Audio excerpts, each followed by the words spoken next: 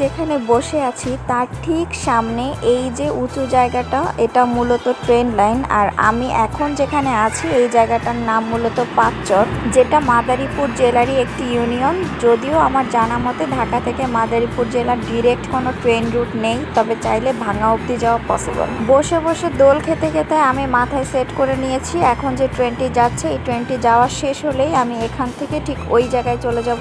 এই তো বলতে বলতে আমি ট্রেন লাইনে চলে এসেছি। নিজেকে একদম এক কথার মানুষ বলে মনে হচ্ছে। পাকনামি করে আমি এই লোহার পাতের উপর দাঁড়িয়েছিলাম গাইস, এত পরিমাণে গরম আমার পা পুড়ে যাবে, তাই আমি আর সাহস করিনি।